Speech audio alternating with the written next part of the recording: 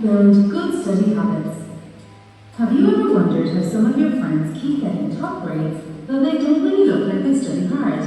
Well, it could be because they're secretly a genius, and one study session the night before the exam is all it takes.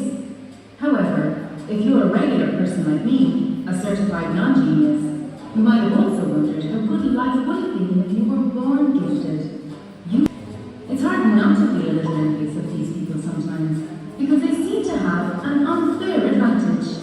But if you build good study habits when you've always struggled with life's many responsibilities and distractions, today I'm here to help you with just the thing they seem. After all, the habits we follow make us who we are. It's our regular study habits, such as sticking to a routine, keeping weekly and monthly study targets,